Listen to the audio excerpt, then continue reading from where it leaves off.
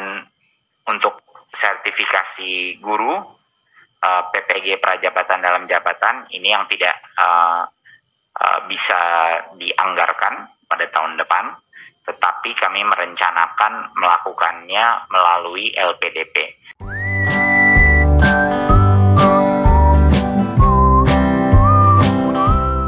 Oke baik, Assalamualaikum warahmatullahi wabarakatuh. Bapak Ibu Guru, kembali lagi di channel Gurobat 21 Media Informasi dan Edukasi.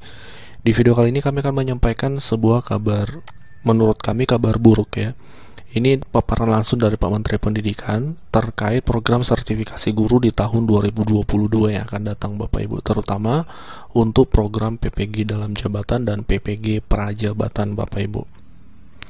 Sebelum kita lanjut, silakan simak sekali lagi penjelasan dari Pak Menteri, lalu kita akan coba uraikan penjelasan tersebut. Dan untuk sertifikasi guru PPG Prajabatan dalam Jabatan ini yang tidak bisa dianggarkan pada tahun depan, tetapi kami merencanakan melakukannya melalui LPDP. Nah, dari paparan Pak Menteri tadi di Komisi 10 DPR RI baru-baru ini Bapak Ibu ya, kebijakan PPG dalam jabatan dan prajabatan tahun 2022 itu yang dipaparkan oleh Pak Menteri dalam slide-nya seperti itu. Ini kami lingkari untuk lebih jelas Bapak Ibu. Ya, ini ya. Ini adalah pokok pembahasan tentang program PPG dalam jabatan dan prajabatan. Nah, dari paparan ini kita bisa menarik beberapa poin. Yang pertama adalah tidak ada pagunya, artinya tidak ada alokasi. Pagu ini adalah semacam alokasi anggaran. Tidak ada alokasi anggaran untuk PPG dalam jabatan dan prajabatan untuk tahun 2022. Makanya di sini Bapak Ibu yang kami lingkari ini nol ya, nol. Sebenarnya Kementerian Pendidikan sudah mengusulkan nih, usulannya bahkan mencapai target 97.000 orang. 97.124 orang dengan alokasi anggaran itu 1,3 triliun, tapi pada faktanya alokasi anggaran itu tidak ada seperti itu. Sehingga di sini dijelaskan kekurangan itu ya sama dengan usulan, karena memang tidak ada usulan yang ACC seperti itu. Namun tambahan informasi, ini direncanakan didanai via LPDP. Jadi program PPG ini akan didanai melalui LPDP. LPDP ini apa? LPDP ini adalah Lembaga Pengelola Dana Pendidikan, atau sederhananya kita mengenalnya dengan Lembaga Penyedia Beasiswa yang dibawahi oleh Kementerian Keuangan seperti itu.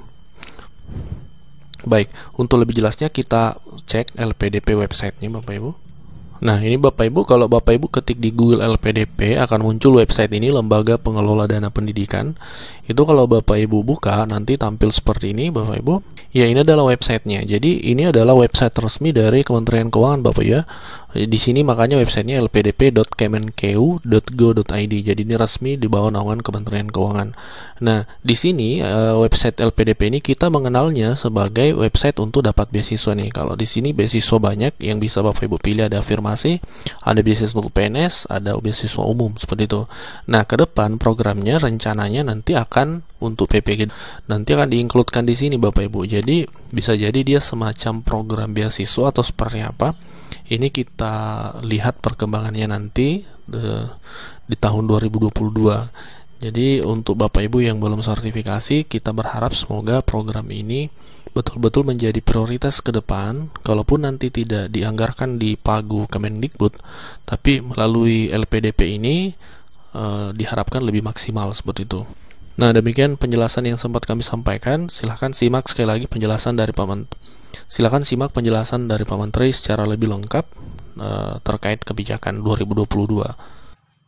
Agenda ketiga ini Komisi 10 ingin mendapatkan penjelasan secara rinci mengenai program dan kegiatan yang akan didanai melalui dana alokasi khusus pendidikan, baik fisik maupun non-fisik, mulai bentuk kegiatan, besaran anggaran per daerah, dan mekanismenya. Selanjutnya kami persilahkan kepada Mas Menteri Nadiem untuk memberikan presentasi menyangkut soal penjelasan dari dua agenda ini. Kami persilahkan Mas Menteri. Terima kasih Pak Pimpinan, Bapak Ibu anggota Komisi 10. izinkan saya melakukan paparan hari ini mengenai topik. Satu adalah rencana kerja dan anggaran Kemendikbudristek tahun 2022, dan yang kedua adalah kebijakan dan anggaran DAK bidang pendidikan tahun 2022. Total anggaran fungsi pendidikan tahun 2022 itu 20% dari APBN, yaitu 541,7 triliun rupiah. Dari anggaran tersebut hanya 14% itu yang dikelola oleh Kemendikbudristek, dan pagu untuk tahun 2022 adalah sebesar 73 triliun rupiah, ya, 14% dari total. Sisanya itu tersebar di kementerian-kementerian lain di pemerintah pusat, tapi mayoritas ya itu adalah dalam bentuk transfer ke daerah dan dana desa. Ya, jadi melalui transfer daerah.